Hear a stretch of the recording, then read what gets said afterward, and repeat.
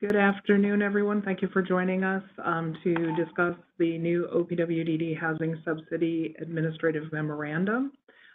This session is being recorded and, as Kwame mentioned earlier, will be posted on the OPWDD website.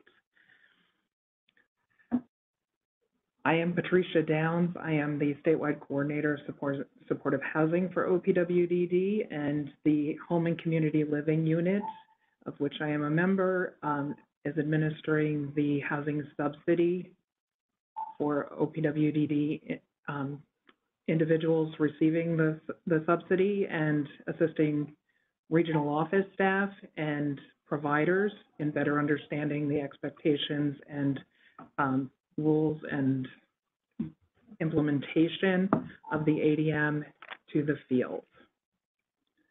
Next slide. Today we will be going over a number of high-level items just to orient people to the ADM and the expectation of the rules.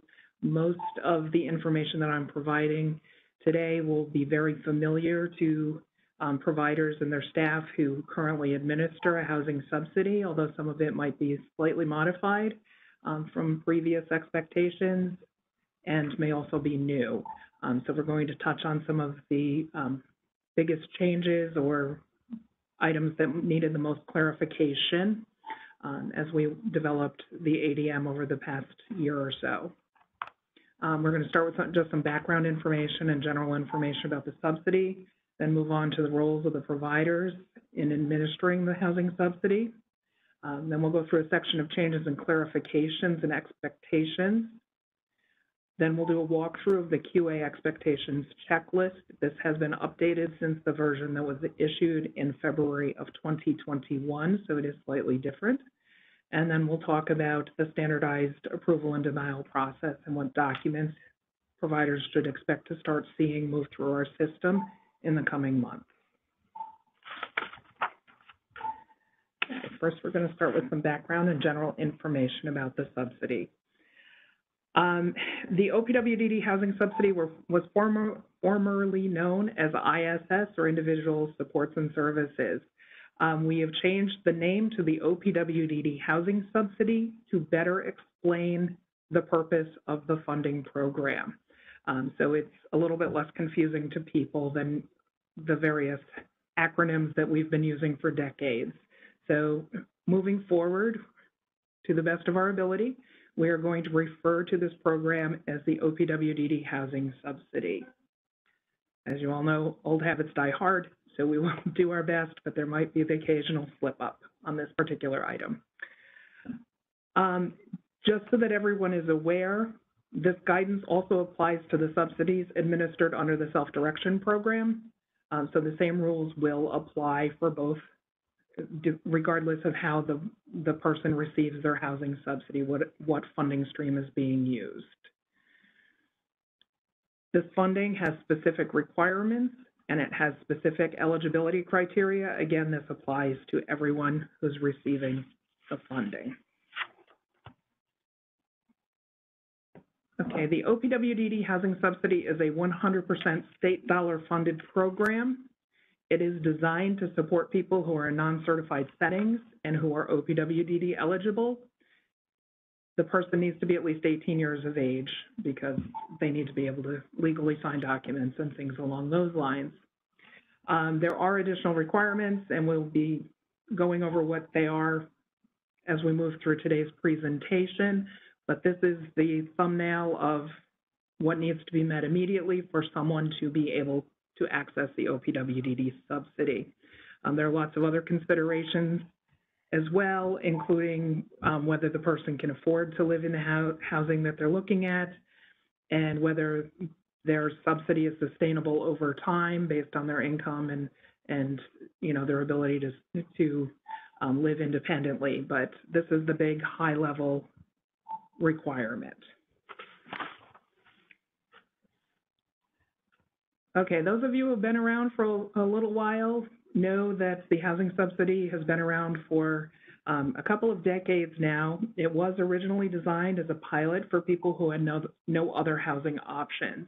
Often they were folks who didn't have family members to help with whom they could live or who can help them support and live independently in the community, who otherwise would not be eligible to live in a certified setting or may not have been interested in living in a certified setting.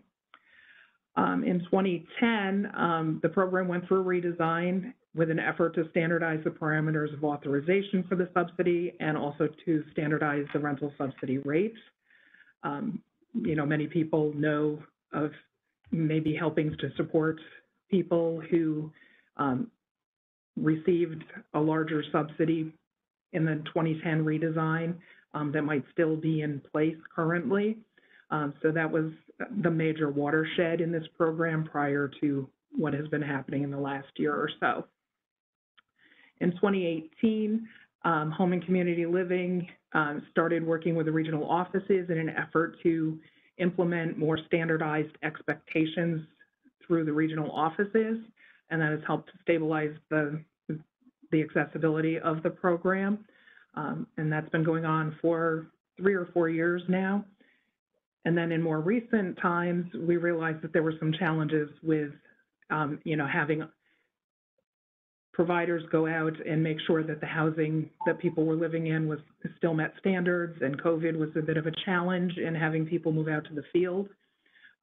So OPWDD issued additional guidance clarifying the requirements around the QA expectations checklist, who's responsible for administering it, completing it, submitting it, all these various pieces that are constantly moving through our system. But this particular ADM replaces all the previous guidance. So now we have it all in one place, and you know, we can walk through this, and you'll have a place to go to review what the expectations are from OPWDD. And if you have questions, you can always submit them to the Housing Initiative's mailbox, which is noted at the top of the ADM.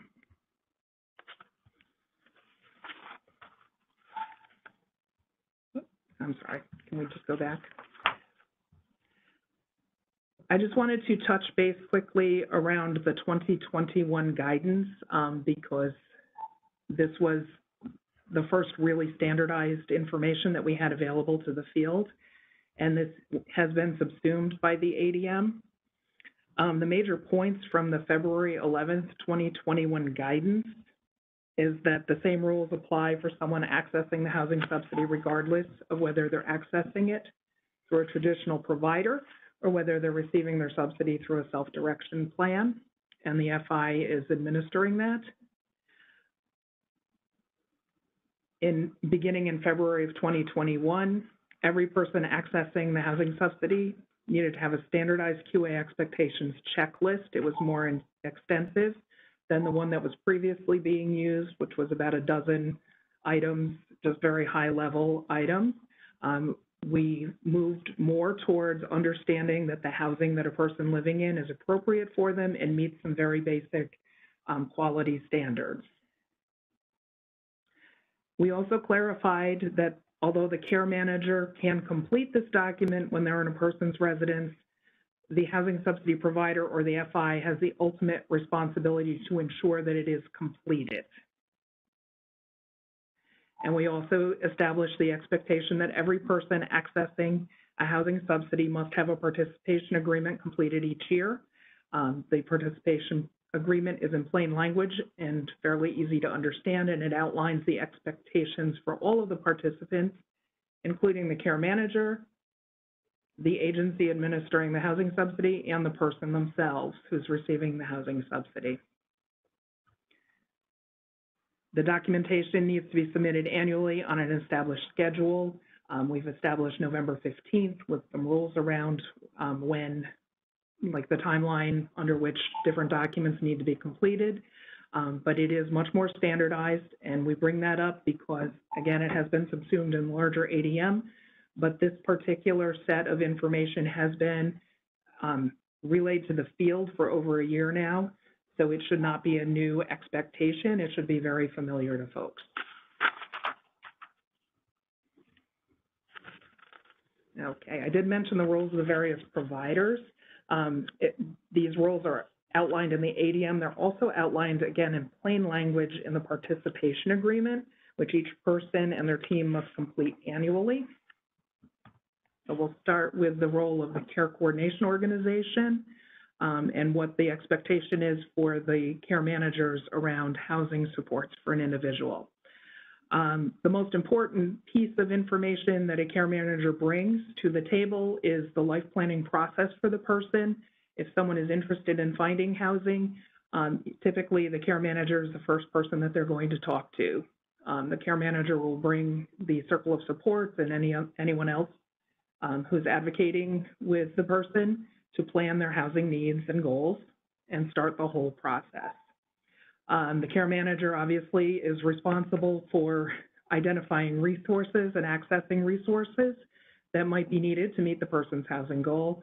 For example, they may want to be looking out for any kind of local housing that might be available, looking for applications at affordable apartments.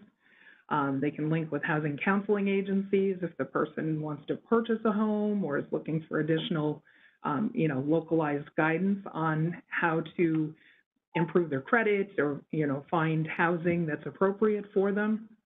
So really the care manager is the first line in the person's life in identifying their housing needs and goals and trying to obtain some basic information and some idea of how much housing costs and where they can live, where a person could potentially live. The care manager is responsible for helping the person to apply to all of their benefits. This is true whether they're accessing housing or not. The expectation is that the care manager will know about all the different types of funding that might be available and they may be able to access, both OPWDD funding and other types of funding. Regarding housing, different types of housing funding that might be available, the care manager would be looking into whether the person is eligible for Section 8 or some other type of housing voucher program.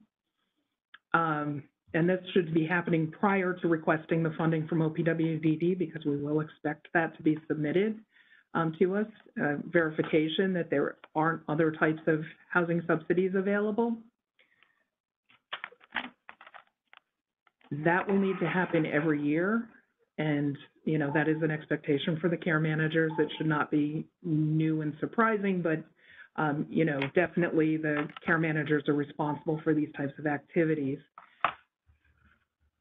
They would also be responsible for accessing any other types of benefits like HEAP or SNAP, food stamps, or any type of other government benefits that are available, SSI, SSDI, anything along those lines. Those really fall under the care manager's responsibility.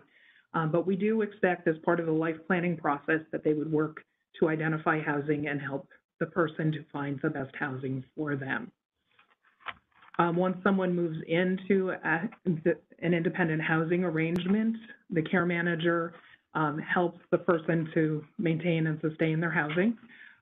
This includes providing relevant information to the housing subsidy provider or FI. Obviously, any of the financial information that a person needs to have submitted to calculate their housing budget, that will be provided by the care manager because they're the person making the applications and maintaining this information.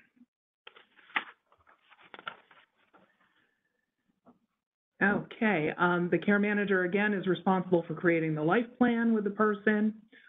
They will need to identify supports and services necessary to help the person live independently when appropriate. In addition to identifying what services might be appropriate, they're also responsible for obtaining said services. If a person needs 20 hours of community hab to live fairly independently in the community, then the care manager would be identifying the appropriate agency and working with that agency, or if the person is funding their staff through their self-direction budget, the care manager would be helping to ensure that those services are in place when the person moves so that they can, have a solid footing when they move into their independent living arrangement, and also to maintain that setting over time. The care manager is also responsible for developing an evacuation plan for the person and reviewing it annually. The form and format we're flexible on, whatever works for the provider agency is fine, but it does need to be done and it needs to be documented because you'll see in the QA checklist that that is an item that the housing services provider or FI needs to be able to see was done in order to sign off on the QA checklist. So we'll go into that more later, but it is definitely there. And these are some of the expectations and some of the items that the care manager can do. Historically, the care manager has done the QA checklist. When COVID started, there was a waiver given to care management that they no longer had to do an on-site visit with the person, and that's when we started seeing that in many instances, no one was going out to look and check on the person and make sure that they were safe in their housing. So we did issue in 2020 the guidance that said that the housing subsidy provider or the FI needed to ensure that this took place. And that is still the case. It is their responsibility, but the care manager can complete the QA checklist. You know, it is something that is an activity that they can do.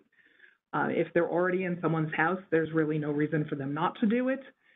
So we would see, in many instances, the care manager completing the QA checklist.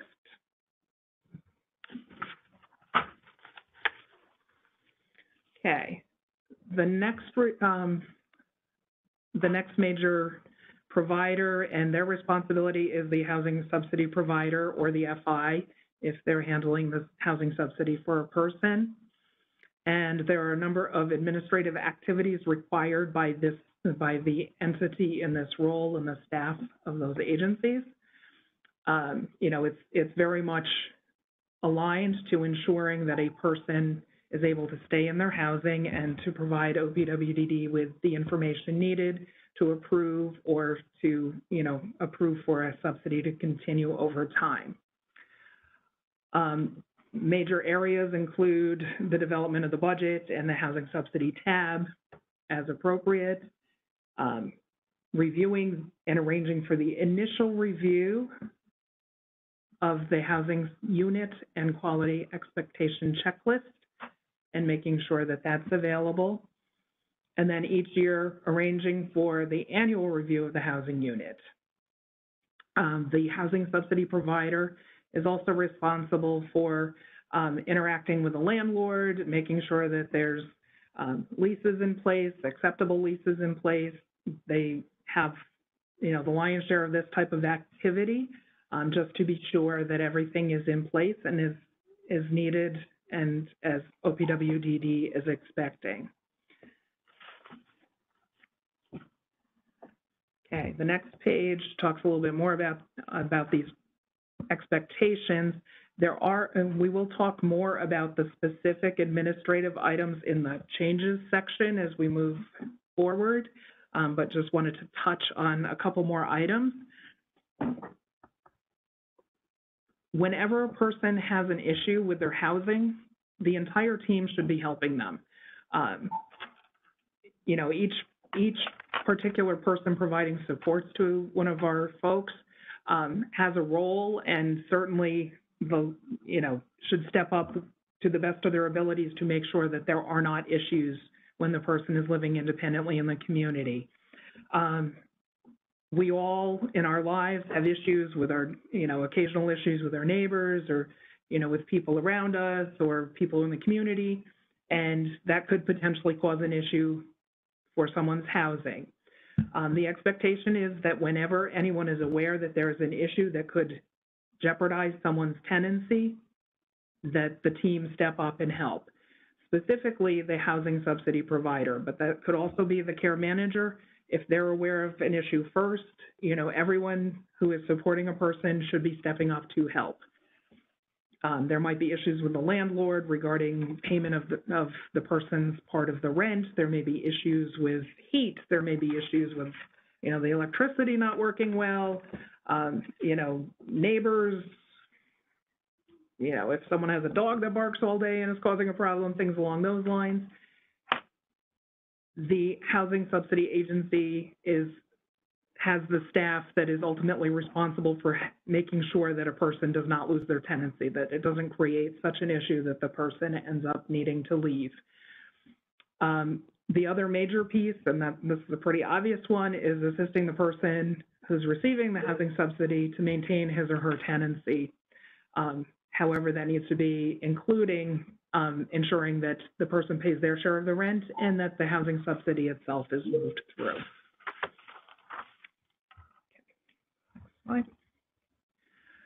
ComHab workers are very often supporting folks when they're living in the community in an independent setting. They can have an active role in a person's housing, but again, the majority of the work will fall to the care manager or to the housing subsidy provider, but a ComHab worker can assist in this area as well. If housing goals are part of a person's ComHab plan, then the ComHab worker can actually assist in those activities as well.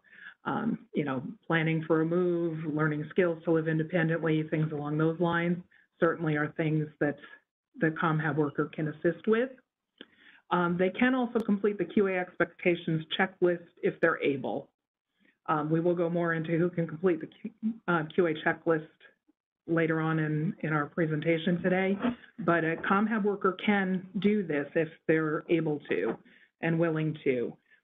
Again, it falls back eventually to the housing subsidy provider, but all of the different paid staff who assist a person could potentially fill out a QA checklist.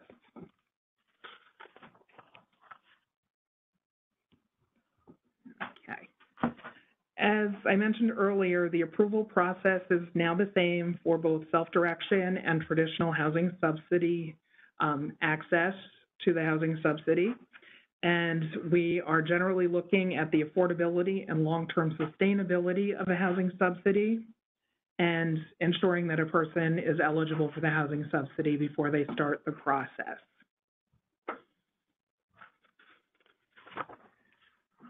Okay.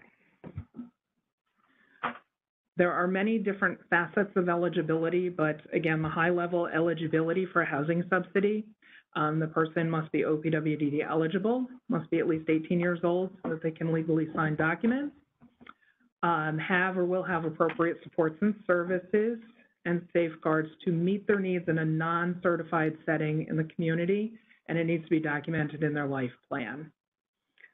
They do need to be able to live independently in the community, receiving support services, but they cannot be at a level above what would otherwise be authorized. So, you know, there is that limitation on how much service can be authorized, but as long as the person can live independently within that level, then they could potentially be eligible for housing subsidy.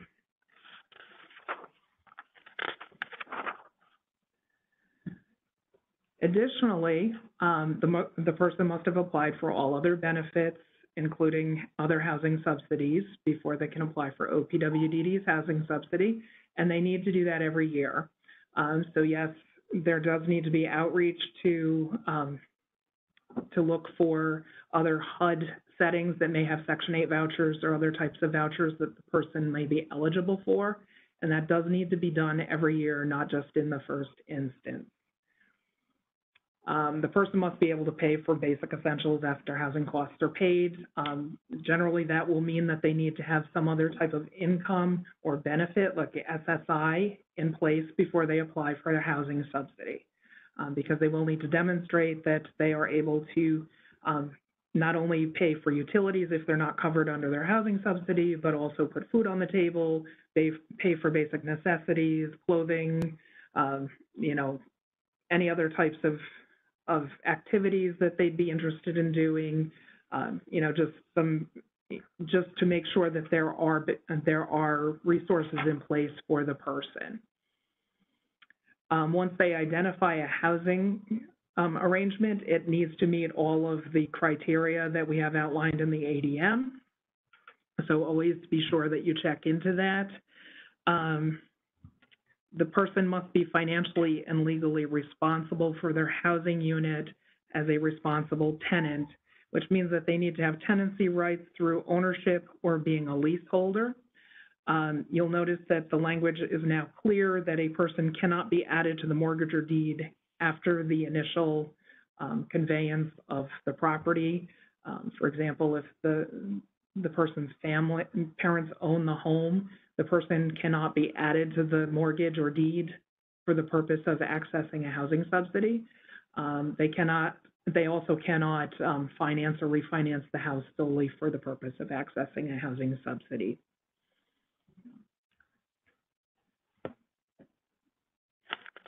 Okay, a person would need to be on the lease. We have seen a lot of examples where the person is not actually on the lease where they're living, and that is not allowed. That is a programmatic requirement for the housing subsidy program. So we will need to start seeing people on the lease itself if they are not already on the lease. That is specifically to give the person tenancy rights. The expectation is that a person is able to live in the community and that they have a reasonable expectation to be able to stay in their home for some length of time. If the person is not on a lease or on the mortgage, then they don't have tenancy rights to that property and they can be removed at any point. And that is not really the purpose of the housing subsidy. We're really looking to help support people long-term and have sustainability.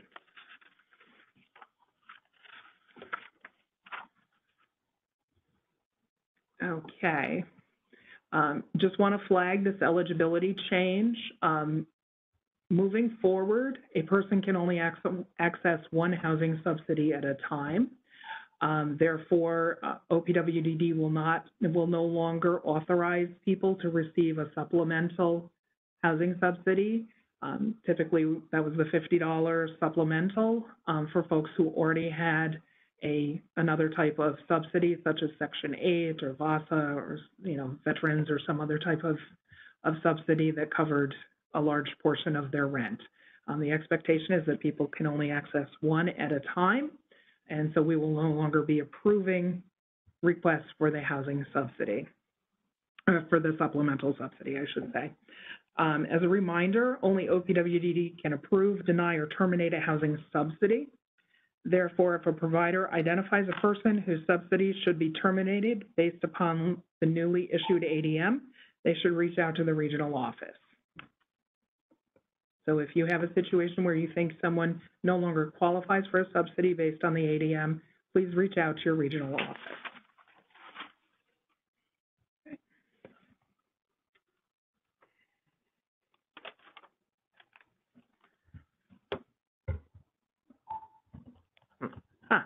We're stuck.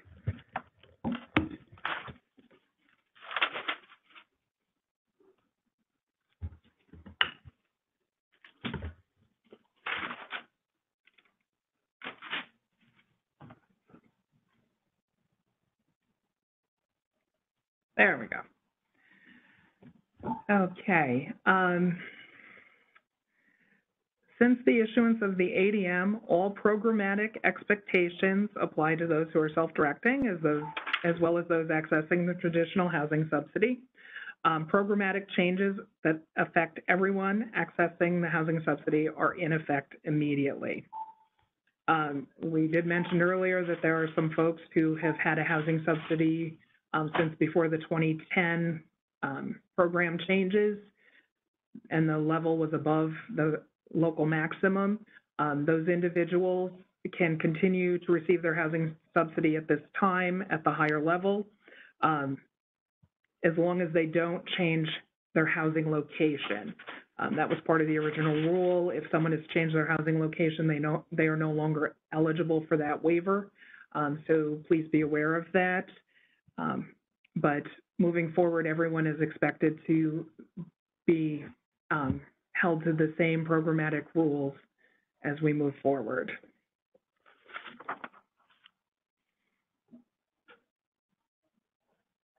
Okay, another item that if you've read through the ADM closely, you'll notice is a clarification is regarding how many people can be residing in the same housing unit.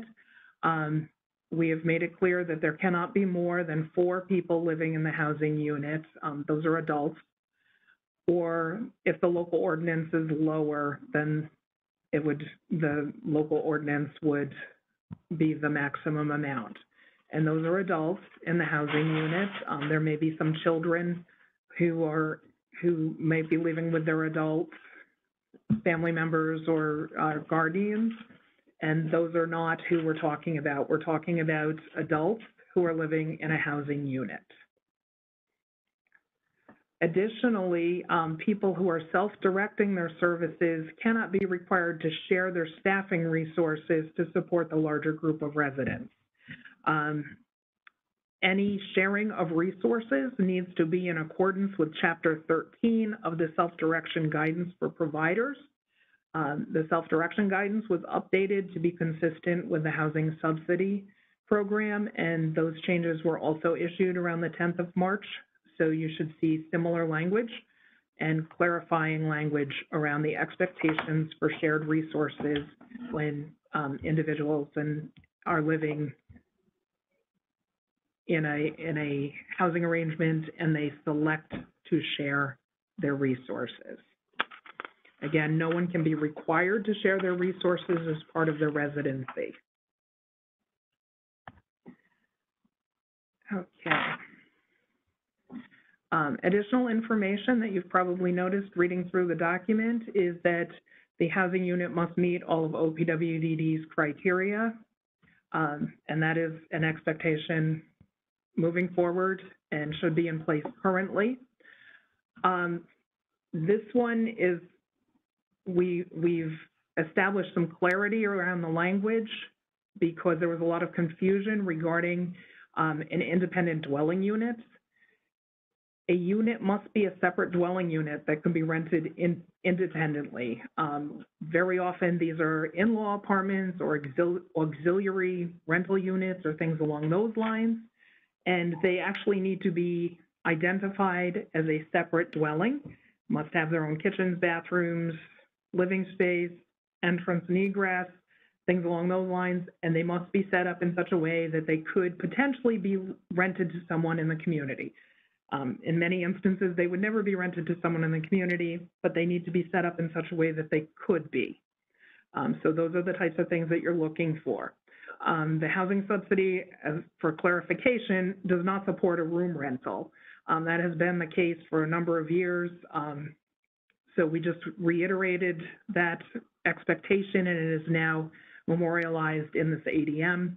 We do not fund room rentals, and that's the language around the, part of a larger entity, part of a larger housing organization. Basically, we're not looking for people to rent single residence occupancy units, kind of boarding house arrangements, not renting, just a room from a family member or a friend.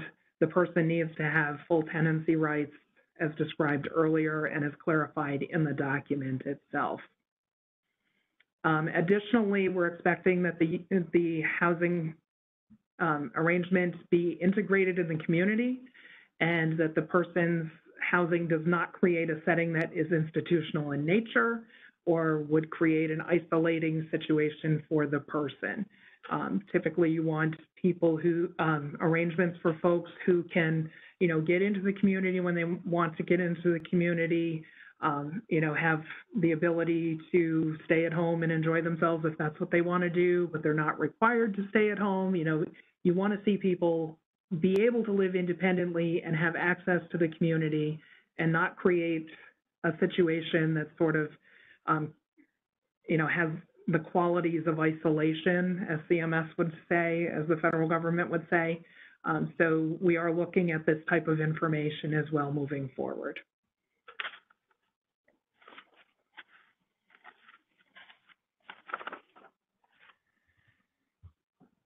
Okay, additional expectations around the OPWDD criteria.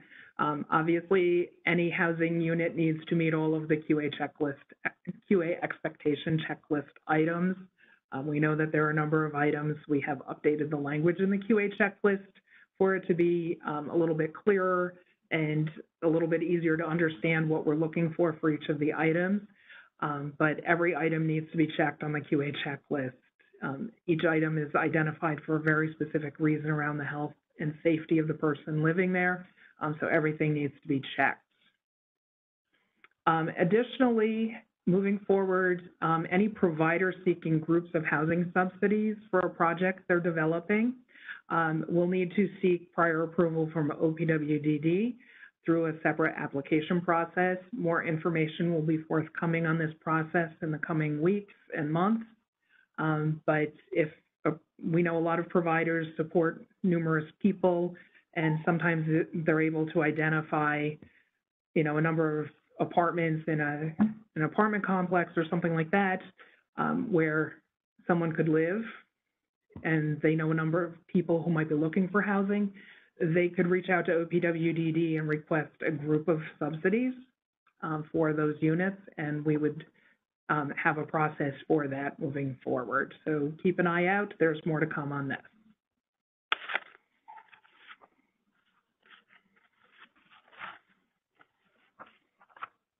Okay. Another important part of the housing subsidy is the transition stipend. This has kind of been a mainstay for a long time of helping people live independently in the community, because very often individuals who we support do not have access to additional funding to even begin to set up an apartment or you know, any kind of housing that they need.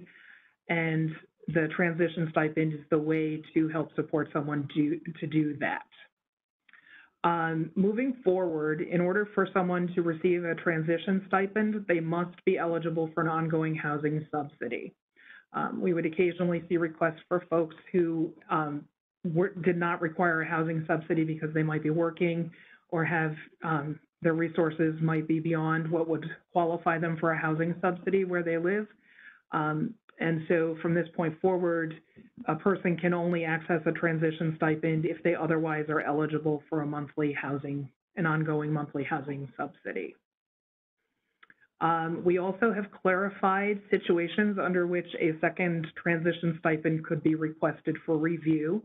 Those are emergency situations, and they can include things like damage to furniture, eviction due to no fault of the person, if the person was homeless and they're reestablishing a household, if there was a robbery, if there was a flood or a fire, some other act of nature.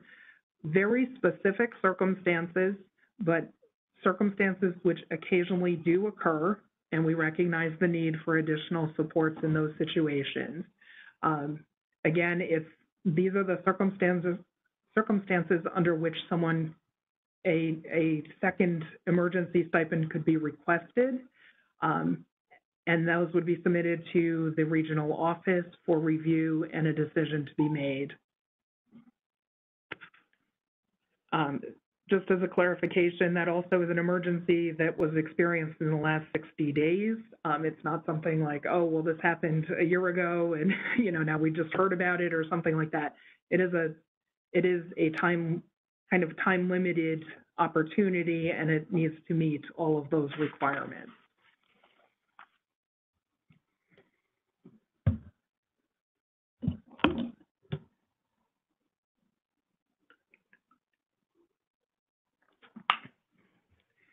Earlier, I did talk a little bit about the expectations of the housing subsidy provider or the FI who's supporting someone with a housing subsidy through self-direction.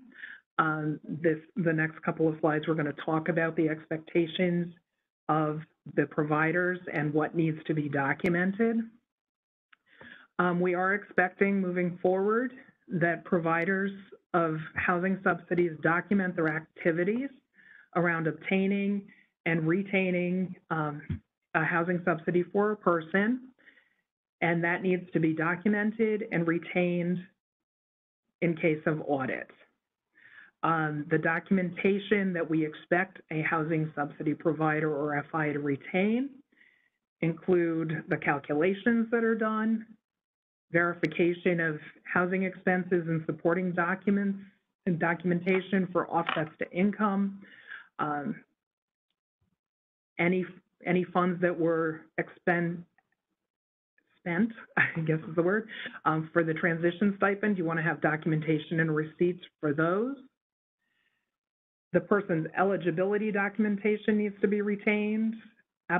Initial application, recertification documentation, verification of any administrative activities used to justify a monthly administration fee, and we'll talk about that in a moment. The verification that the person was paid a transition stipend to justify the transition stipend, you know, all the basic things that you would expect to see. You're moving public funds through your agency. You need to document how those funds are being expended. There is additional information on page 13 of the ADM that you can review more closely.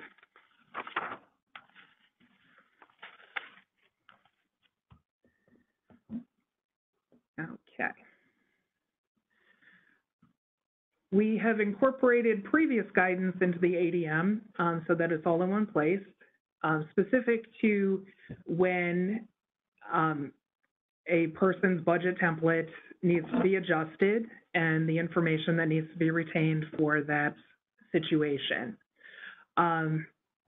This includes situations where the person has an ongoing budget change of at least $50 a month. Please be aware, anytime the provider becomes aware of a change in the person's budget that impacts their subsidy level, the provider must contact the regional office with updated information. This may be just once a year when you're doing the annual review. It may be more frequently. But if you have a situation, this is a question we were asked pretty frequently regarding a person's income, because some of our folks do work. They may work seasonally, they may work throughout the year and may have their income change. They may have unemployment that varies. You know, under COVID, we had various unemployment programs that may have impacted how much money a person had coming into their resources on a monthly basis. Those need to be assessed. You know, all of these types of things. So anytime that there is a change, you need to notify the regional office of the change. If it's a change that's large, you should know about it immediately and you should reach out immediately. We do outline in the participation agreement that the person should tell their housing subsidy provider and their care manager if they're having changes in their funding for any reason. So they should be aware that that's an expectation. The provider should now be aware that that's an expectation as well. So it is something that we want you to be looking at as information comes through. Again, you know, anytime you become aware of a change, you should reach out to the regional office, because again, only OPWDD can approve, deny, terminate, change a housing subsidy. So you will be reaching out to the regional office whenever you're aware of a change. Certainly if the person moves, you need to reach out to the regional office. You know, a lot of their information needs to be updated. Even if there's no change in the person's budget or rent amount, the regional office still needs to know that the change is happening. So you do need to reach out to the regional office. Even if they're moving within an apartment complex, you know, they're changing their location. Obviously, a new QA checklist needs to be completed. You know, there may be changes to the expected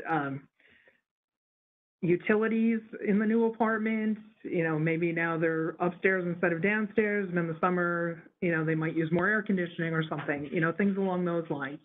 So even if a person is moving and it doesn't seem like there's a budget change, you really need to reach out to the regional office just so that they're aware. They'll also need an updated lease for the new location, you know, so it's not just about the money, it's about everything that has to do with where a person is living and how they're accessing their subsidy. If a person is not residing in their housing unit for at least 30 consecutive days, you need to reach out to the regional office. In some instances, you know, it's an emergency, someone's in the hospital for what looks like 2 or 3 months. You know, that's just something that the regional office is going to need to keep an eye on, and you need to ensure that the regional office is kept up to date on what the situation is.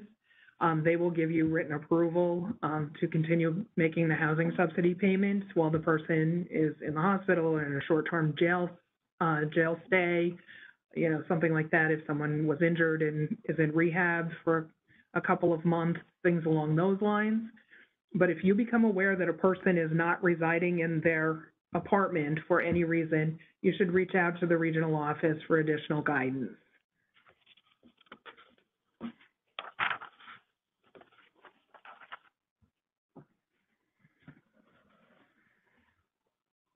Okay, again, we've incorporated all of the previous guidance into one place so it's easy to follow. We have a whole number of different situations under which, we think that the regional office should be made aware if there's a change. Obviously, if the person has a roommate and their roommate leaves or they decide that they want a third roommate, that changes the calculation for the housing subsidy for the person. And the regional office needs to be made aware that that has changed. If the person no longer lives in a housing unit eligible for the subsidy, for example, someone's moved into a certified IRA, they're no longer eligible for the housing subsidy, OPWDD needs to know right away. In those instances, typically the regional office will be aware that someone is looking to be in a certified setting, but there might be some other types of changes that the regional office may not be aware of. For example, if a person is sent to prison, jail is often shorter term, and that's a conversation that happens based upon the person being in the jail and how long they may stay. If a person then receives a sentence that's 5 years long, they're probably being sent to state prison, and obviously that changes their eligibility for a housing subsidy and also to keep where they're living. So, just reach out to the regional office if you have any unusual situation, and, we can confer with the regional office, the central office staff can confer so that similar situations are handled consistently across the state. If the person wishes to terminate their funding, obviously you need to reach out to the regional office so that they're aware. The person will receive a letter basically saying, we understand that you no longer need a housing subsidy for whatever reason. You've moved back with your family and you don't want to live independently.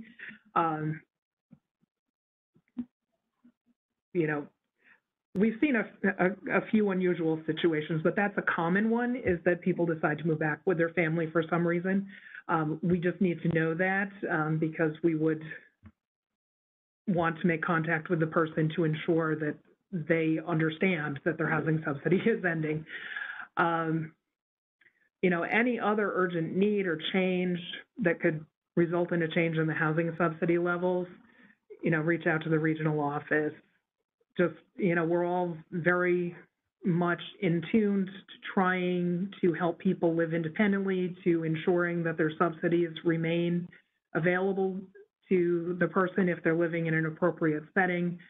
All of these things, we're all working together to try and make the experience as calm and smooth as possible, but there are definitely situations under which, someone may no longer be eligible.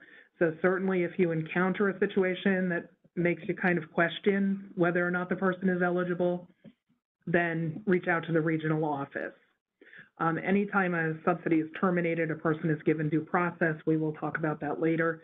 We would ask that the housing subsidy provider work with the person to find better housing if that's the issue for the change, more affordable housing if that's the issue.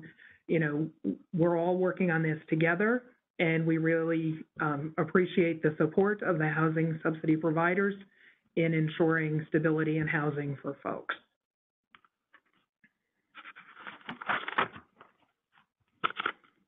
Okay, now I'm going to take a breath for a moment before we get into the QA expectations checklist.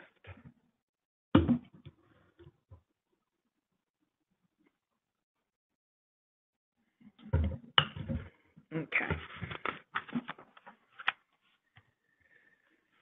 All righty.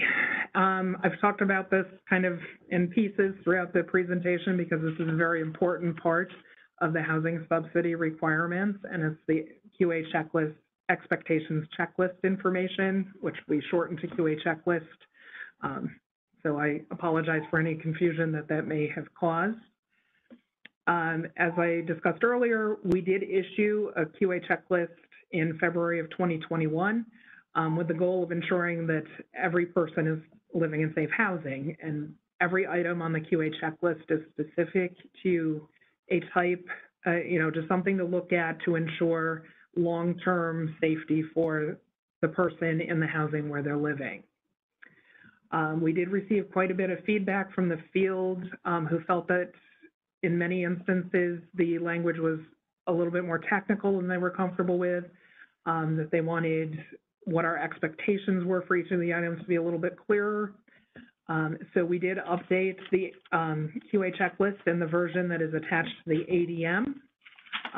Should be a little bit easier for folks to move through and understand what each of the items is looking for, to make it easier to, to check that it's in compliance or not. That is the version of the checklist that will need to be completed moving forward. I think everyone will be happier with this particular version, more so than the other version, which, again, many people felt was a little bit too technical. So as you move through and complete the checklist, you need to ensure that all boxes can be checked. If all boxes cannot be checked, then the checklist fails. So just do be aware of that. Any paid staff that supports a person can complete the QA expectation checklist, and it must be completed in person. Paid staff for the person, we've had a number of questions about what about a situation where, for example, Trisha's mom is a broker. She is a non-paid broker for Trisha, but she's a paid broker for Alex. Can she fill out Trisha's QA checklist? The answer in that situation is no, because Trisha's mom is not paid staff for Trisha. Trisha's mom cannot fill out Trisha's QA checklist. So that's kind of the clarification. The person has to be paid staff for the person for whom they are completing the checklist. So I hope that that's pretty clear on that particular one. Again, all the boxes must be checked, and we'll talk about what to do if they cannot be. Additionally, the checklists need to be completed in person. We did have a window during the height of COVID in which we allowed for virtual completion of the checklist. That is no longer allowed at this point. Every checklist needs to be completed in person at this point in time. Okay, when you find things wrong with the QA checklist, what needs to happen is really driven by what is really wrong. If there's something that is a health and safety issue for the person, you really should be working to relocate the person while it's being fixed, and that should happen immediately. For example, if it's January in the Northeast and it's 10 below zero out and the person's heat is not working, you should not, you should be helping the person find temporary shelter while the heat is being fixed. That's obviously a major issue. If there's no water running into their, no water moving into their home through their plumbing, that's a problem. If there's no electricity, if there's no smoke detectors, that's a problem. Some of these are a little bit easier to fix than others, but, if there's a health and safety type issue, the person should be moved somewhere safe while it's being resolved.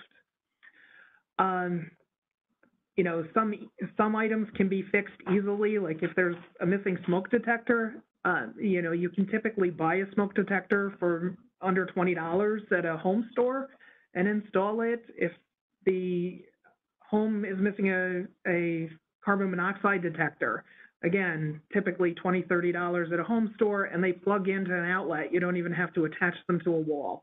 Those types of things should be corrected immediately because they are some of the easiest ways to protect a person from, some of the most common issues that people have. Fires are unfortunately very common. Carbon monoxide could be an issue with a furnace, or, if there's an attached garage or things like that. So those types of things should be just taken care of right off. And that should, you know, if you think it should be the responsibility of the landlord, which generally it should be, reach out to the landlord, but if it's going to take them a while, you know, it is something that can be fairly easily resolved by the staff who's there. If it's a more difficult issue, like the heat is off for some reason, you know, the care manager or the housing subsidy provider should be reaching out to the landlord immediately to get that fixed, see how long it will take, things along those lines. You know, so how long the QA checklist stays failing is kind of driven by what's wrong. If it's a larger issue, a more general concern, like there's a leak in the roof that you're seeing in the ceiling of the person's home, obviously that can be a long-term issue, but you know, certainly they may not be able to have a roofing contractor come in 2 days to fix a roof in the middle of January. It may take a little bit longer, and in those instances, you can say, you know, we're expecting it to be done in 2 to 3 weeks because we talked to the landlord and this is happening. So it really depends on what's wrong, how long it should take to get it fixed, and what your next steps should be in supporting the person receiving the housing subsidy. We've seen a number of instances where there is a lack of egress, especially no window in the bedroom, and that will cause a failing checklist, and that can almost never be fixed. Very rarely will you see a landlord that will say, that's okay, we'll come in and put a window in. You know, that's a major structural change. We have had situations where it was on the family's property and they just put a door in, and that's fine too. But it's typically an expensive fix, and very often landlords will not be interested in doing that. So if that is the case, then you should be helping the person look for new housing while the termination process moves forward. So it really, you know, it kind of depends on what's wrong in the person's situation. You can reach out to the regional office. Central office will often, you know, provide guidance to the regional offices. Again, we want everything to be consistent across the state. So we are, you know, working all together to try and make sure that everything is consistent. Okay, now we're going to walk through the revised QA expectations checklist. As I mentioned earlier, we received a great deal of feedback about the version that was issued in February of 2021, that it was very technical. So we did go through and try and make it a little bit easier to understand, and certainly to better understand what OPWDD is looking for each of the items. Okay, so the first half of the first page is really just who's completing the checklist and who is it for. It's pretty straightforward. The bottom half does cover the general criteria, and these are items that have caused a lot of confusion and concern for folks over the past 13 months or so. So we're hoping that the language is much clearer as far as the expectations. Can you slide down at all, or is everyone able to move up and down on this document? I feel like everyone may be able to, but we'll just go ahead and move to the general criteria. Down at the bottom of the page. There you go. Thank you, Alex. Okay, the first item that is the place where you start. The housing unit is a legal housing unit. For example, it must be capable of being legally rented. I touched on this earlier. How do you decide if this is legal housing? If the housing is new construction and located in an area that is not normally residential, for example, it's an auxiliary or in-law apartment, if it's an apartment over a garage, if it's, you know, a small addition on the house, if it's a refinished basement, things along those lines. If it's space in a commercial building, that's another one that we've seen a few times. There should be a certificate of occupancy tied to that space. You know, typically, very often these places are not appropriate to have residential space tied to them. For example, if there's not an exit in the basement, it's not typically residential space. Excuse me. So you would need a certificate of occupancy demonstrating that it is an acceptable place to have residential space. You know, sometimes if the basement is a walkout basement, it might be appropriate, but certainly you want some kind of local authority to document that it is an acceptable location for residential space. If it's in a single-family building that's not otherwise designated as multifamily, again, we see a lot of in-law apartments or auxiliary apartments. We would need a certificate of occupancy or some other documentation from a local municipality saying that it's an acceptable space. You know, so it really depends on what the local municipality gives out in the way of approvals for these types of spaces. But the onus would be on the housing services provider to ensure that that was submitted. Obviously, if it's a big apartment complex, that probably has a certificate of occupancy, and that's why people are living there. Or if the person you're supporting is purchasing a single-family home, typically older homes that are single-family and they're living by themselves or with only one or two other people, you know, obviously those would typically have their own certificate of occupancies just kind of by default. But if it's anything unusual, you need a certificate of occupancy. If you're saying it's a multifamily residence where it is not clearly identified on the tax rolls or something as a multifamily residence, then you would need the certificate of occupancy. The second item is the evacuation plan. I talked about that earlier. This is the responsibility typically of a care manager to make sure that there is an evacuation plan identified in the safeguard section of the life plan, and that it's reviewed with the person annually, and that can be documented in whatever form and format the care management agency has. But that documentation needs to be provided in some manner to the housing services provider as part of the QA checklist. So they need to be able to confirm this in some way. That may be in the form of an attestation or an email stating that, you know, Tricia reviewed Alex's emergency evacuation plan with him on March 10th, 2022, during their annual home visit, whatever it is. So there just needs to be some kind of documentation that can be shown by the housing services provider as part of the QA checklist. There needs to be a local emergency phone contact available. Usually that's easy enough. Put it on the refrigerator, put it, one of the other recommendations that one of the staff made, and I thought, oh, yeah, that's brilliant. I wouldn't have thought of it, but that's brilliant. Potentially inside, if it's an apartment, very often apartments have their own power box, you know, with all of their fuses or their, whatever they're called, breakers.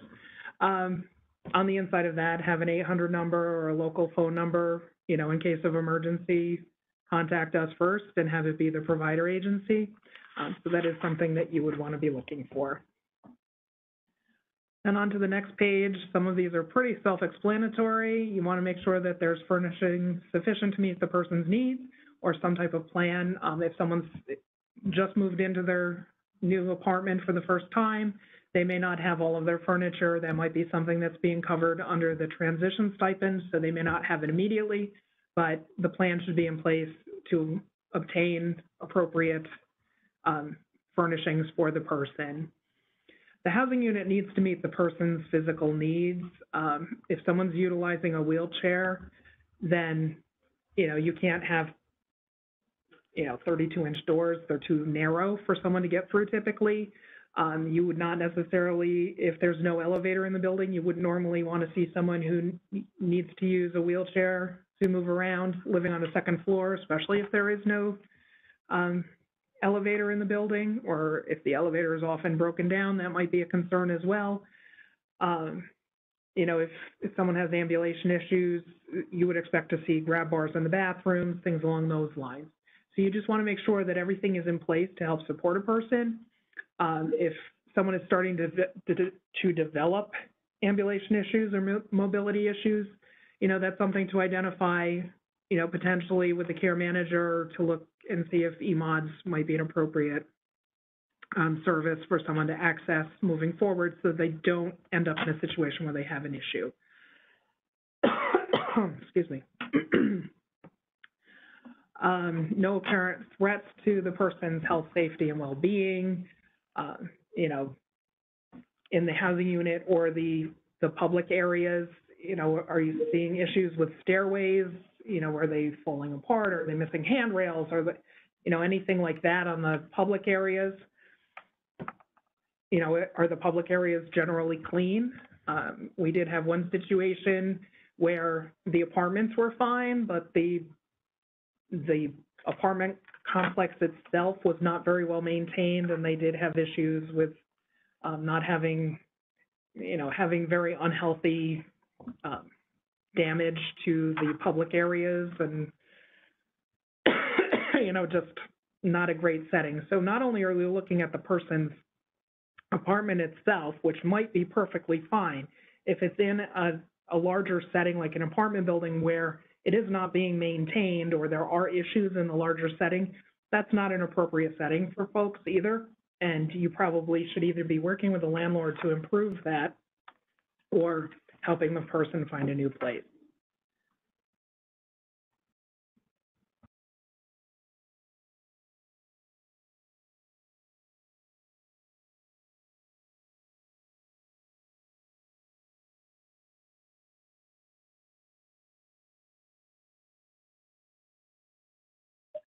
Okay.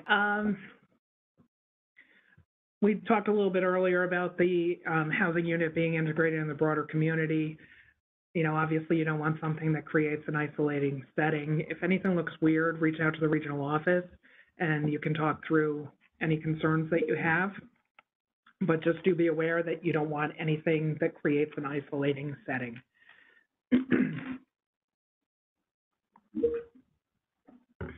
When we get to the bathroom, this is pretty straightforward as well.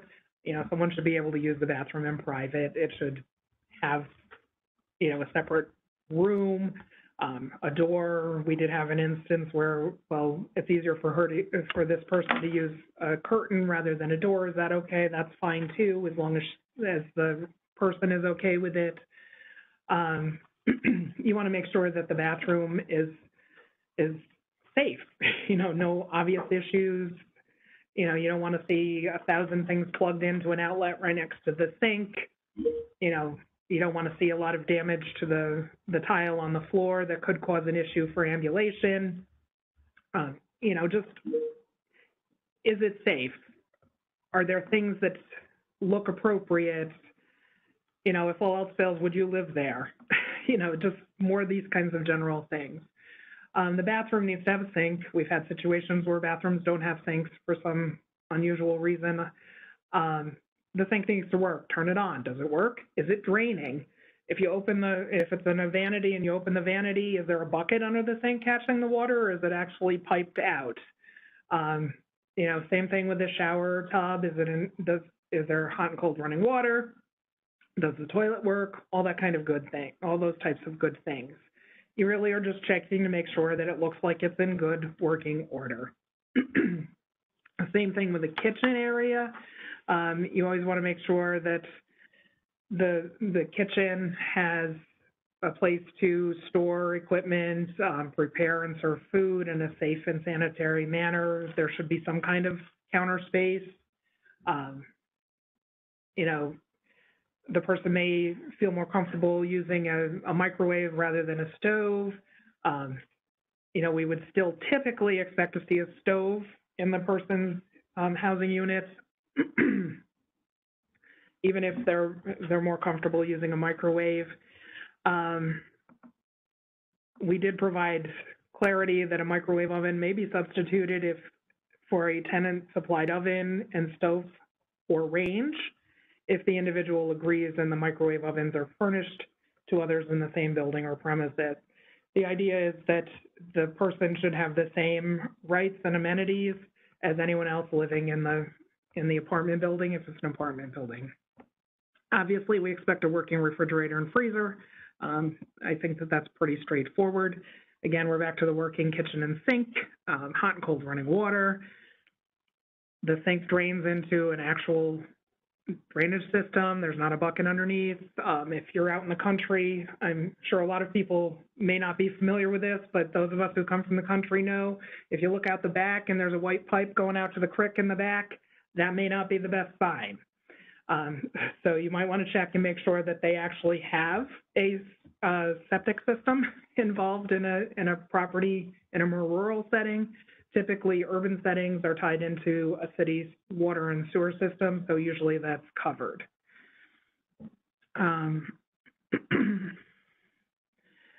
You just want to check on electrical hazards. Again, you know, if you've got 20 things plugged into the one outlet in the kitchen, that might be a problem, so that may not be the best thing. You're going to want to work on ameliorating that if you start seeing those types of situations. On the third page, we're into security and smoke and carbon monoxide detectors. The housing unit needs to provide enough space and security to meet the person's needs. You know, they should be able to get into their apartment without having to leave the door open for some length of time. The door should lock. The person should have a key to the door. I've already spoken extensively about smoke detectors and carbon monoxide detectors because those are things that I think help you every single day of your life, no matter who you are, and they really should be in place and should be working. And those are the easiest things to install and fix, so really they should always be checked and be, you know, they're every moment of every day, they're taking care of the people in the home. So they really need to be taken care of. There needs to be an alternate means of exit in case of fire. You know, you would typically want to, well, you would have to see some type of egress out of the bedroom. I know in New York City, especially, a lot of multi-story buildings, the upper floors, the bedroom windows do not necessarily open. So you need to see what the secondary route of escape would be if there were a fire. Obviously, that's part of the care manager's activity, the emergency escape plan. But the housing services provider should also be looking for this to make sure that the person knows what needs to happen in case of an emergency. Then we're on to heating and cooling and water supply. There's a working heating system in the house. You know, in the winter, you're going to know. We all live in New York State. It's cold in the winter. You're going to know if the heating system works or not. If the person reaches out to you and says that there's an issue, then you probably should work on trying to resolve that particular issue. There needs to be heat in all the rooms that are used for habitation. You know, every once in a while, there's like an extra room, you know, off to wherever, and that may not have heat, and that's fine if no one's living there, but if people are living there, it needs to have heat. You want to check for obvious pollutants. Do you smell gas? Is there mold in the bathroom that might be a problem? Do you smell mold if it's got a forced hot air system, does it smell like mold when the heat turns on and it starts blowing air? Visible pollutants, you know, is there a lot of dust coming out of the heating system when it turns on? You know, is there always a layer of dust on the furniture, things along those lines? If you're starting to see those types of things, you may need to take additional steps to help protect the person. That might be something as simple as buying, you know, an air purifier or something, or it might be more challenging, like reaching out to the landlord and seeing if they can have someone come and clean all of the ducts. You know, it really depends on the situation, but these are things you need to look for because over time they will cause health problems for folks. And, you know, you certainly don't want, part of simple, decent housing is safe and affordable housing, and safe housing is housing that does not create health issues for folks. So you really need to be looking for some of these obvious situations that could, in the long run, create negative health impacts on the people living there. So, you know, these are the types of things that you're looking for. You need to check and make sure that there's air circulation of some kind, windows open, or, you know, there's air conditioning in the summer, fans if needed to move air around the house, things of that nature. So these are the types of things you're looking for. As far as the water supply, typically many folks who we support are going to be on public water systems, and those are maintained through the Department of Health, and so they're less of a concern. It's more if you know that there's a contamination of the water supply, that is a problem. Hoosick Falls here in upstate New York, actually the town went to court and sued a local company for dumping contaminants into their water system, and they actually won the lawsuit. But in the interim, the state had actually provided funding so that there were water treatment systems, even on local, individual homes, to take contaminants out of the water so that they could actually use the water. So for several years, while this story was becoming known and the lawsuits were starting, the water was not safe, so then you knew that there was an issue. So if someone's living in an area where you know that there's an issue, that's something to be aware of. Perhaps, a water treatment system or something might solve that issue. If someone is living in the country, typically in order to get a certificate of occupancy in a house in the country, or for there to be a loan on a house in the country, usually the wells will need to be tested to make sure that there's sufficient water and that it's clear water. These are just kind of things that you want to look out for. In the vast majority of situations, these will not be an issue, but sometimes you'll be aware that there's a problem, or there might be some other way of determining whether there's a problem with someone's septic or their well or things along those lines. So you do just need to be cognizant of these types of challenges that could happen. They will not happen most of the time because most people will be on public water and sewer.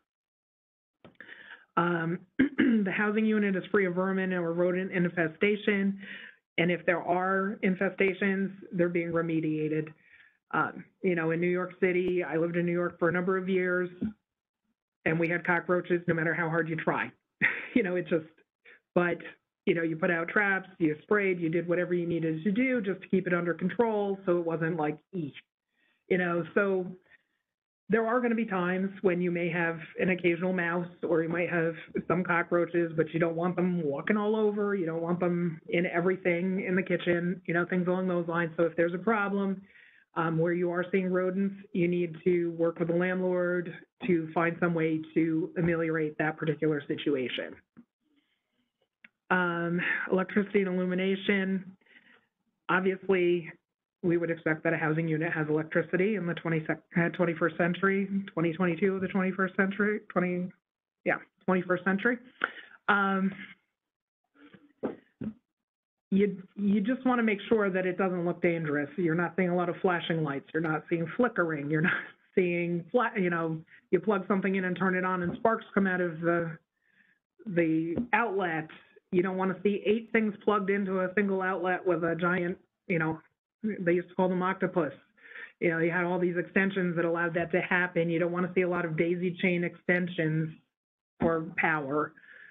You want things to be consistently working well, no frayed wires. It's just,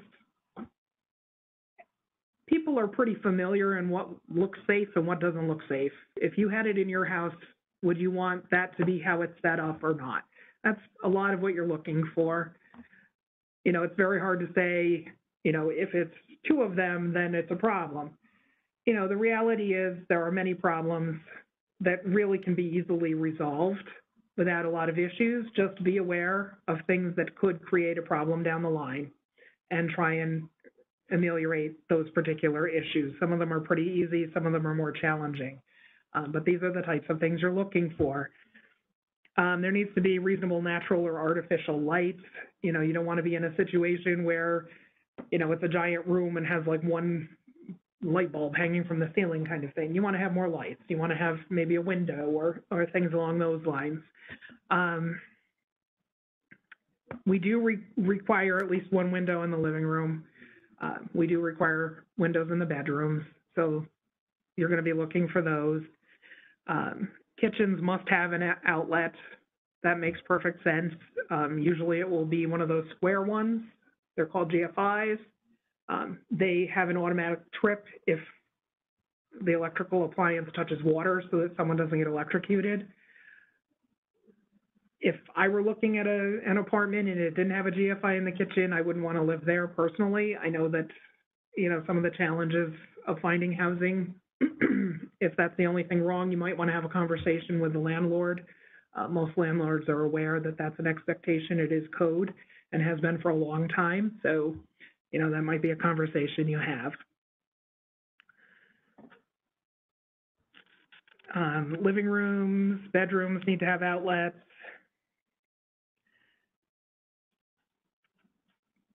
Bathroom needs to have an openable window or adequate ventilation, exhaust ventilation. We did have a number of questions from New York City on this particular one because a lot of the bathrooms are on the inside of the apartment buildings and they're vented up through the inside walls. What you will usually see in a New York City apartment is what looks like just a grate over the bathtub.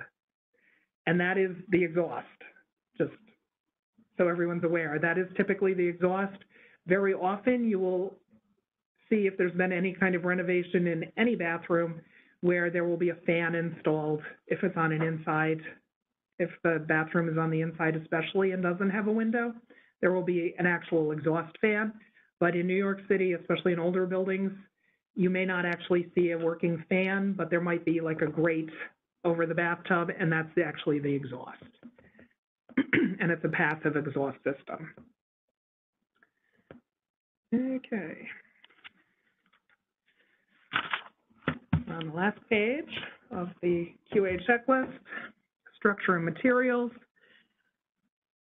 You're just kind of looking around to make sure that the residential unit looks okay.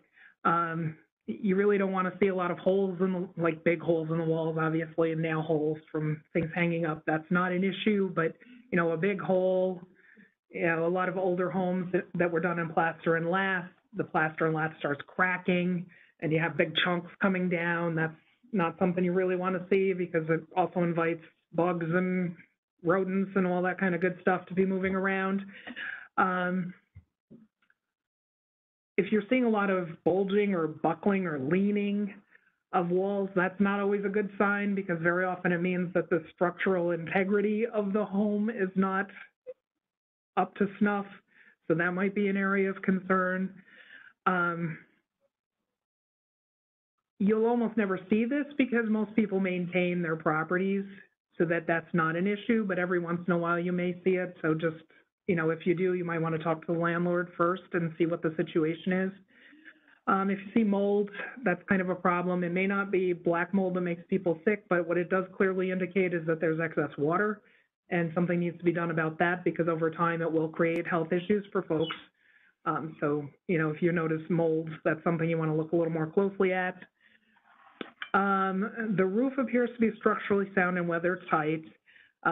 This one particularly seemed to confuse people. What you're looking for is, you know, because often you cannot see the roof from the ground, depending on where you are and how tall the building is. You're looking for obvious leaks. If there's a lot of dark spots on the ceiling and it's the top floor of a building, that might be an indication that there's an issue with the roof, and you should talk to the landlord to have that fixed. Because that could be an issue eventually, you know, it will cause the top layer to be wet and probably fall down in on someone. So you definitely want to be looking at that, any type of situation along those lines. If you're outside of the building and you're seeing a lot of shingles on the ground, that might be an indicator that there's a problem with the roof as well. So, you know, anything like that that you see, talk to the landlord because there may be an issue. They may not even be aware that there's an issue until you tell them that you're seeing these things. Let's see. Condition and equipment of interior stairs, halls, porches, walkways, etc. do not present a danger or of tripping and falling. You know, you don't want to see holes in the steps. You don't want to see like missing. If all the rest of the steps have a backer to it, the rise on the step, they all should have it. If something's missing, that's not a good sign. If the handrails are missing, that's a problem. If the building is supposed to be an elevator building, and half the time the elevator doesn't work, and the person you're supporting needs an elevator on a regular basis, that's a concern as well in terms of whether or not it's appropriate for the person. Let's see, elevators must be in working and safe order. You will normally see an inspection certificate on the inside of the elevator. If there's not an inspection sticker, it will usually say last inspected on, June 5th of whatever year, certificate available in the office. And you can check with the office to make sure that they have it, but, typically that's what you're looking for. If it's making a horrible sound, that might be an item of concern that you might want to talk to the landlord about, especially if the person you're supporting needs an elevator to move around. If you're not comfortable in an elevator, if you're afraid of jerking as it's moving up or making terrible sounds, you probably want to let the landlord know, because that might be a problem. Okay, miscellaneous. If the housing unit is within a larger building, such as an apartment building, there should be no issues identified in the larger building, hallway, common areas. We've touched on those in a few different ways. Then if you find anything that is not otherwise reflected in the checklist, there's a space for you to make a note if you find anything. It may not cause a failure, but it's something you may want to make a note of, because if there's an issue down the line, then you can say, but, we told the landlord on, March 28th, and here it is, then there's a problem on, June 12th, but we told you because we noted that we told you. So, documentation is an important part of providing services. Things start to blend together sometimes. You can't always tell what day you did something, so you always want to make sure you document. Then we're in the section of the reviewer's finding. The housing unit only passes inspection if all of the boxes are checked. If it doesn't pass inspection, the reason for the failure must be identified in this section. Oh, my mic just went on. Oh. Okay. Sorry, we've now remuted everyone.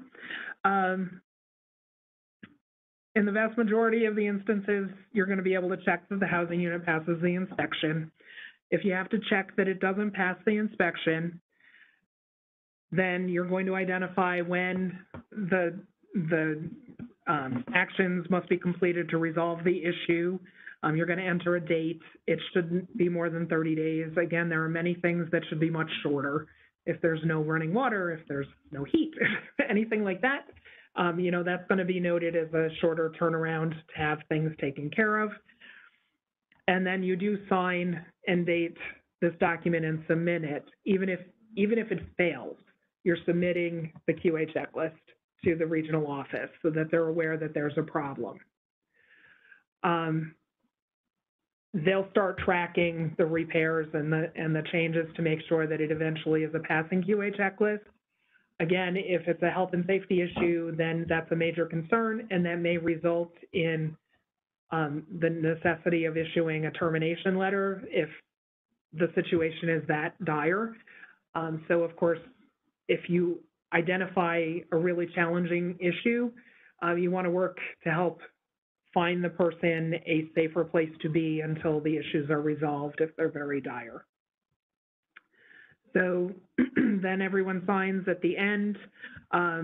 We would typically expect to see the person sign for themselves unless they're unable to, and then an advocate can sign for them.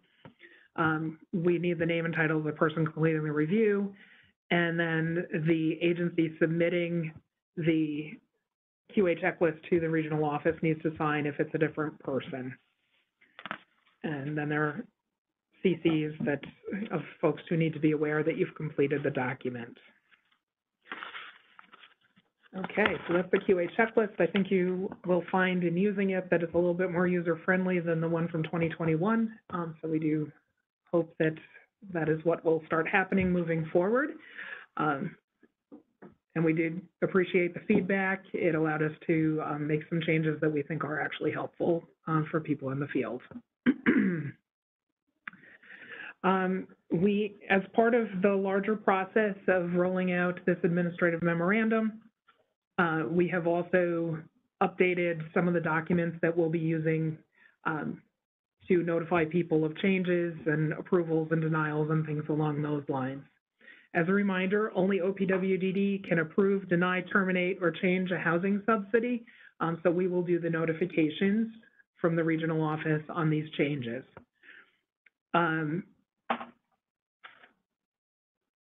Every change will give a person due process rights in case they disagree with the change or they may not have been aware of the change until they were notified. So it's important that folks are given true notification and are notified of their rights to object to a change or to seek additional clarifying information. So that is why all of these documents have been designed, and they will be standard across the state moving forward.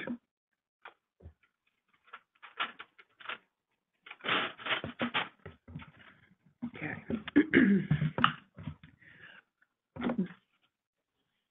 It may not have been clear in the last hour or so of the presentation, but we do now have a two-step process for approving a housing subsidy. And this is very important because it gives a preliminary approval. It allows OPWDD the opportunity to assess whether a person can live independently and whether they are generally set up to have a sustainable long-term ability to live independently in the community. It also prevents some of the confusion that has happened in the past where a person thought that they should be eligible for a subsidy and then for whatever reason they weren't. So the two steps should help eliminate that. The additional benefit of the two-step process that has an initial approval or denial and then a final approval or denial is that once someone has an initial approval for a housing subsidy, they know what the maximum rent is that they're looking for, and they also now have a document that they can use if, for example, they have their name on a housing lottery for affordable housing somewhere in the area where they live or where they're seeking housing. They actually have a document that says that they're approved for up to a certain amount of money. So if they are called on the lottery, they have that piece of information. Also, if they're, applying for housing, then, if the landlord is like, well, you're on SSI, how can you afford this apartment? They can say, well, I have a subsidy up to this amount. So the landlord can see that, perhaps they're in the ballpark of being able to afford the apartment that they're looking at. So it should be more helpful in a lot of instances to have the two-stage process. And, it certainly should eliminate quite a bit of the confusion of, people looking for housing when they may not otherwise be eligible for housing, or they may not know how much the subsidy is for the area and might be looking at apartments that are way too expensive that they're unable to find a way to pay for. So we do now have the two-step process. This applies to people who are self-directing as well. Having a line item in your self-direction budget that identifies housing is not sufficient. You actually, when you're ready to start looking for housing, need to have your team reach out to the regional office and say, Tricia's now ready. I know she's had it in her budget for a couple of years, but now she's really ready to start looking for housing. So we're ready to start the process. And, the process will begin. The care manager and potentially the FI will be providing information to the regional office around, how Tricia qualifies for a housing subsidy, how she can live independently, any other types of information that needs to be submitted. So that starts the whole ball rolling. Again, it also ensures that people are looking at services that might be needed by a person looking for housing so that there's sufficient time to set up housing, to set up these services. There needs to be a planning process in place. If a person is currently living at home with their family, they may only need a few hours a week of ComHab, but if they're going to live independently in their own apartment, the number of hours may need to be increased, and that needs to be identified, that need needs to be identified, and the activities need to start to ensure that those supports are in place once housing is actually identified.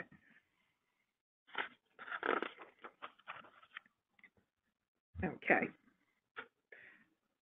I've covered quite a bit of this because I often go out of order, but here's a list of some of the information that is requested for the initial subsidy approval.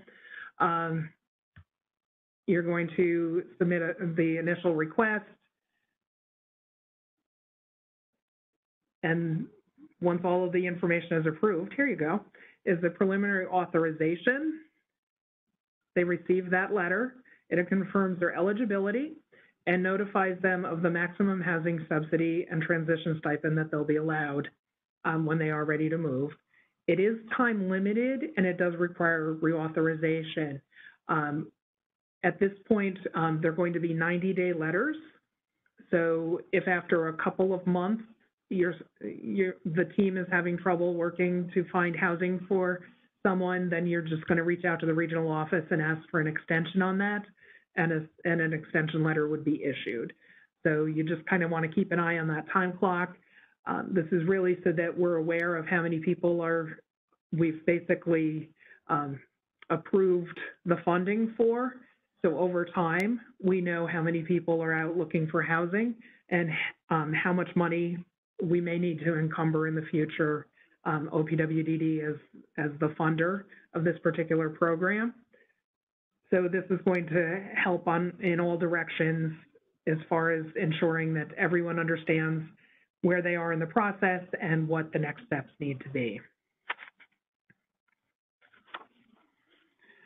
Once a person identifies housing, an appropriate housing setting, then their team submits all the required documentation to the DDRO, and if everything meets the requirements, an approval letter is sent to the person with a copy to the provider. A separate letter is sent to the provider explaining how the services will be funded and at what level. It identifies the actual subsidy level. If there's an administrative component, it identifies that, and that's sent separately to the provider. The final subsidy approval letter may say if there is not a QA checklist submitted as part of the final subsidy package, which there may not be, because you may not have access to the apartment until the person is moving in to do a final walkthrough. Then it will be noted that this is not actually final until a QA checklist is submitted and that it needs to be done within 7 days of the date that the person moves. So again, the letters are designed to be much clearer, be consistent statewide, and to make it very plain to folks what their situation is, what they're approved for, you know, how from the provider side, how the money is moving, you know, how much they can expect, how much the person can expect, how much the person needs to contribute, all that kind of good stuff. So you'll start seeing much more consistent language and letters being issued across the state. Okay, changes to the subsidy level. As I discussed earlier, any changes to a person's subsidy level needs to be approved and denied through OPWDD's regional office. There are a number of situations when this can happen. We talked about them earlier, and they're clearly outlined in the ADM. Whenever the housing subsidy provider or FI identifies a situation where a person's subsidy needs to change, they need to provide information to the regional office about the change. OPWDD will now be issuing a letter documenting the change, whether it's an increase or decrease, how it's calculated, what the new levels are, how much, if there's a change in how much the person pays in, you know, things along those lines. And it is sent to the person and they are given due process. If they completely disagree with how it was calculated or when it went into effect or anything like that, they have the opportunity to challenge that, and there is now a process in place for those challenges. So again, we want everything to be consistent across the state. We're going to be using standardized letters, and you will start seeing these letters rolling out. But anytime you see a change, any change in finances, increase in rent, increase or decrease in income, you know, increase or decrease in benefits, anything like that, you need to reach out to the regional office once you've identified the change. And if it's $50 or more change to the subsidy, we expect that you identify it in a timely manner and let the regional office know immediately.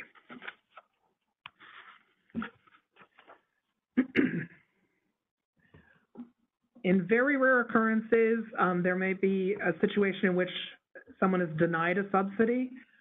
This would be when they're initially applying, or, you know, if they've initially applied and gotten a support letter, but their new housing does not meet the criteria, they might be denied at that point. So we do have clear indications of when that would happen, and it gives the person 30 days to provide additional information to be reconsidered before they have to start from scratch. So if we were trying to balance the letting people know that there's an issue and still giving them a chance to make a change. In the initial application, if you're denied a subsidy in the initial application, it may be because there was no identification of what supports would be in place for you to be able to live independently. And if you're told that this is the problem, obviously your support providers should know this, but you know, if it makes it through for whatever reason, or you're working independently without a care manager or something like that, then it may get to the regional office without all of the required information.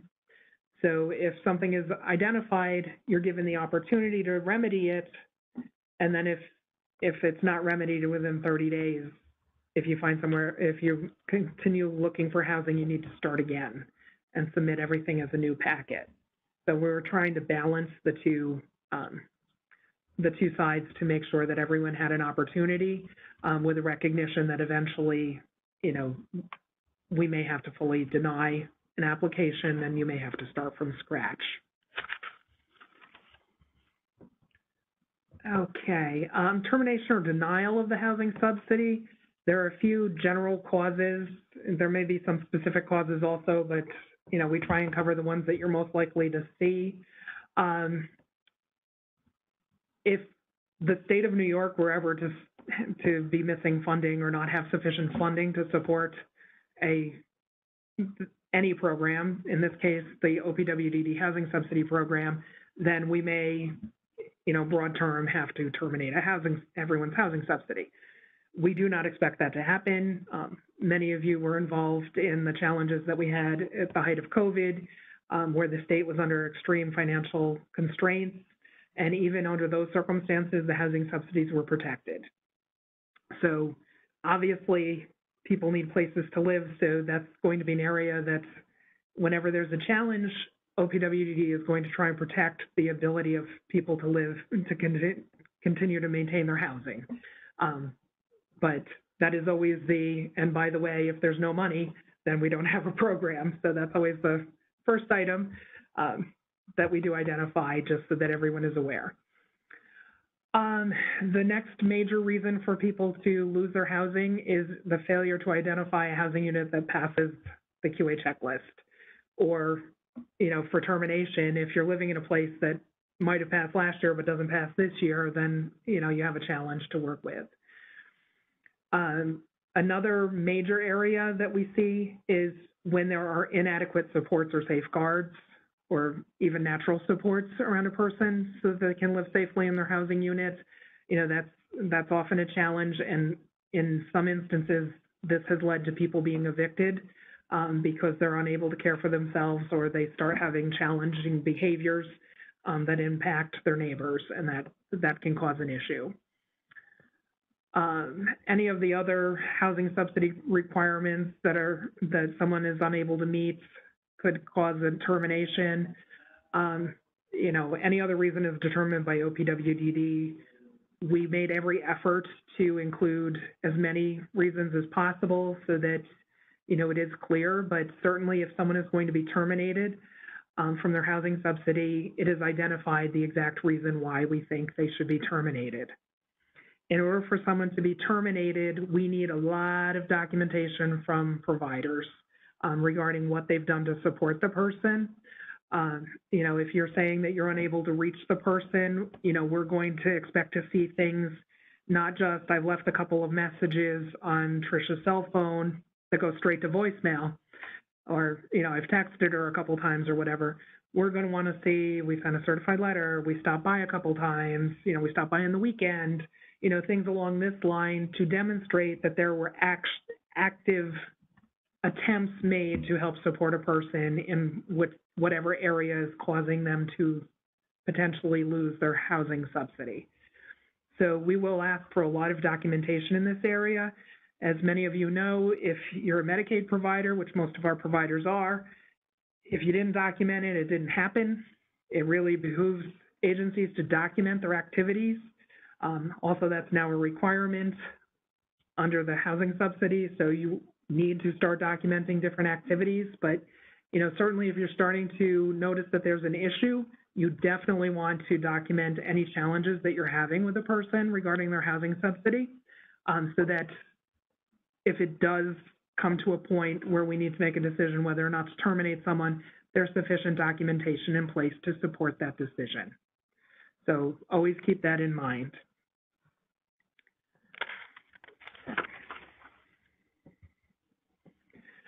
We do have a dispute resolution process in place now.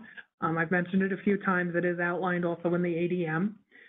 Once a person is identified as the situation needing to be denied or a person's subsidy needing to be terminated, and it's appropriately documented, the regional office sends a person a notification letter with a reason for the denial or termination.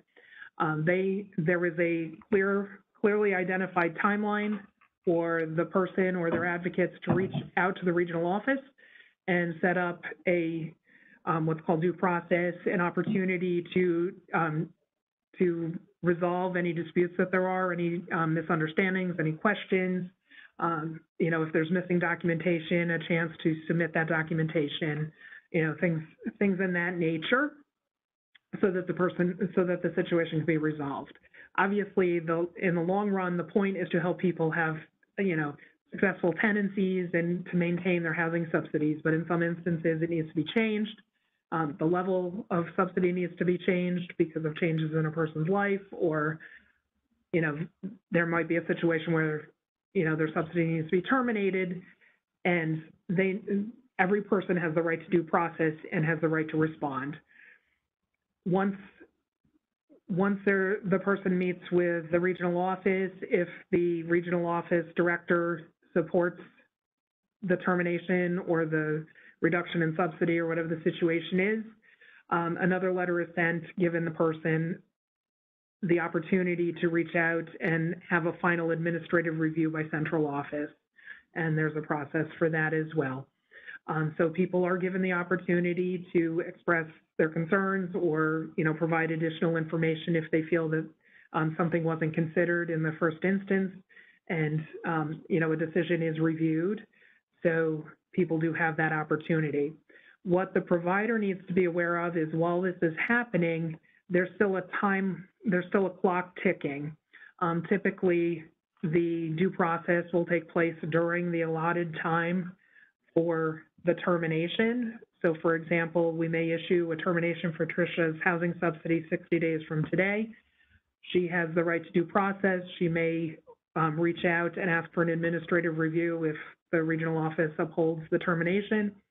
And then the commissioner or her designee will do an administrative review and make a final decision.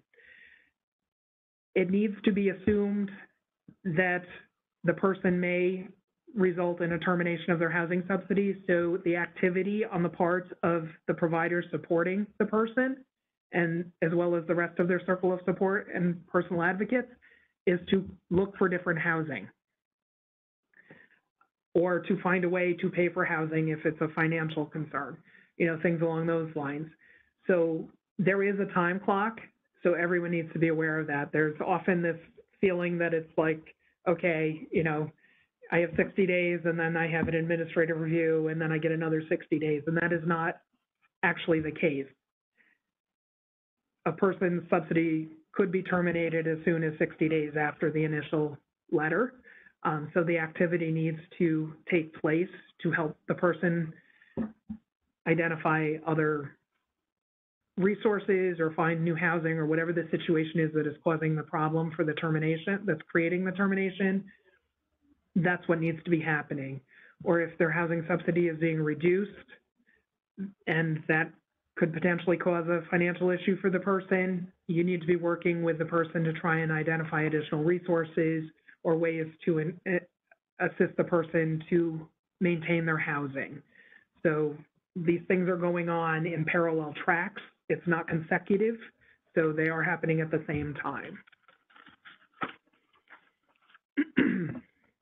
Okay, annual recertification, our favorite thing.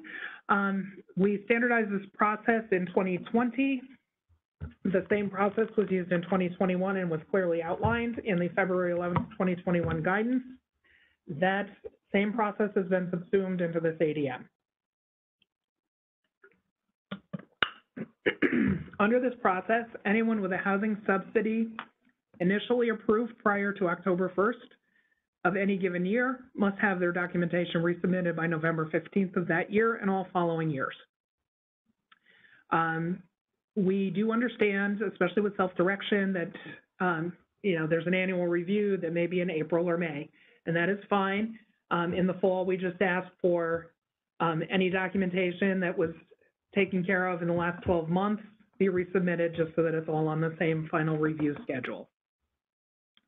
If the subsidy was approved after October 1st of a given year, then you're fine for the first year, and then you're on the same schedule, the November 15th schedule thereon.